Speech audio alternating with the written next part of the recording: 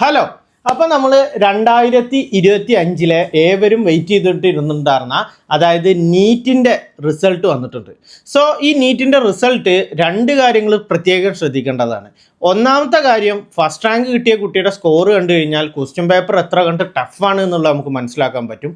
രണ്ടാമത്തെ കാര്യം, അത്ര കണ്ടിട്ട് ടഫ്നെസ് ആയാലും ഈ സ്കോർ അതിനനുസരിച്ചിട്ട് കുറഞ്ഞിട്ടില്ല. അതായത് കുറഞ്ഞ സ്കോർ പരമാവധി കുറഞ്ഞവർക്കും നാട്ടിൽ കിട്ടും എന്നുള്ള പ്രതീക്ഷ നഷ്ടപ്പെടുത്തുന്നതുമാണ്. സോ ഇനി നമുക്ക് കാര്യത്തിലോട്ട് കിടക്കാം. അതായത് നീറ്റിൻ്റെ കട്ട് ഓഫ് മാർക്കിൻ്റെ അടിസ്ഥാനത്തിൽ ഇപ്രാവശ്യം 113 മാർക്ക് നിങ്ങൾക്ക് ഉണ്ട് എന്നുണ്ടെങ്കിൽ OBC SC ST കാറ്റഗറിയിൽ നിങ്ങൾ ക്വാളിഫൈഡ് ആണ്. ഈ ക്വാളിഫിക്കേഷൻ സ്കോർ വെച്ചിട്ട് നിങ്ങൾക്ക് നാട്ടിൽ MBBS NRI സീറ്റിലോ അതല്ലെങ്കിൽ ഡെൻ്റൽ മുതലായ കോഴ്സുകൾക്കോ അതല്ലെങ്കിൽ വിദേശത്തോ MBBS പഠിക്കാനുള്ള അവസരമുണ്ട്. ഇനി 144 മാർക്കാണ് ജനറൽ കാറ്റഗറിക്ക് വരുന്നത്. സോ നിങ്ങൾ OBC SC ST കാറ്റഗറി ആണെങ്കിൽ 113, ജനറൽ കാറ്റഗറി ആണെങ്കിൽ 144 വരുന്നത്. ഇനി ഇപ്രാവശ്യത്തെ ഒരു നീറ്റിൻ്റെ സ്കോർ അവലോകനം ചെയ്യുകയാണ് എന്നുണ്ടെങ്കിൽ ഫസ്റ്റ് റാങ്ക് കിട്ടിയ കുട്ടിക്ക് കിട്ടിയിരിക്കുന്നത് 686 ആണ്. സോ ഞാനിത് നോക്കി നോക്കുമ്പോൾ ശരിക്കും ഞെട്ടിപ്പോയി. കാരണം കഴിഞ്ഞ പ്രാവശ്യമൊക്കെ 700+ അല്ലെങ്കിൽ 719 ഫുള്ള് വരെ അടിച്ച കുട്ടികളുണ്ടല്ലേ. പ്രാവശ്യം അത് 686 ആയിക്കാണ്.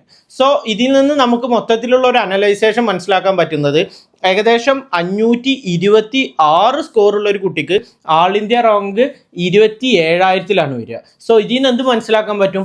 കേരളത്തിൽ ഒരു കുട്ടിക്ക് സെൽഫ് ഫിനാൻസിൽ കിട്ടണം എന്നുണ്ടെങ്കിൽ പോലും OBC കാറ്റഗറി ആണെങ്കിൽ പോലും 450 മാർക്കിൻ്റെ മേലെ ഉണ്ടാവണം. അതും 450 മാർക്ക് ഉണ്ടാകുമ്പോൾ തന്നെ ഒരു കഷ്ടിയിലാണ് നിൽക്കുന്നത്. സോ ഒരു 460+ ഉണ്ടെങ്കിൽ അല്ലെങ്കിൽ 470+ ഉണ്ടെങ്കിൽ നിങ്ങൾക്ക് സെൽഫ് ഫിനാൻസിങ് സീറ്റ്സ് നമുക്ക് പരിഗണിക്കാം.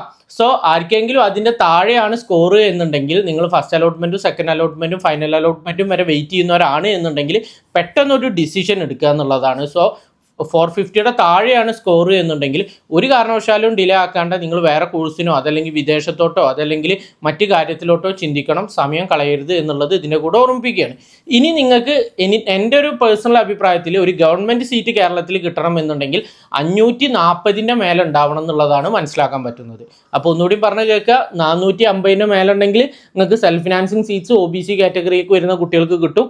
ഒരു 540+ ഉണ്ട് എന്നുണ്ടെങ്കിൽ ഗവൺമെൻറ് സീറ്റ് നമുക്ക് നാട്ടിൽ കിട്ടും. പിന്നെ NRIയുടെ പിന്നെ അറിയാലോ, ഞാൻ പറയേണ്ട കാര്യമില്ല. അതായത് കട്ട് ഓഫ് മാർക്കിന് മേലുള്ളവർക്ക് എല്ലാവർക്കും കിട്ടാൻ വേണ്ടിയിട്ടുള്ള ചാൻസ് ഉണ്ട്.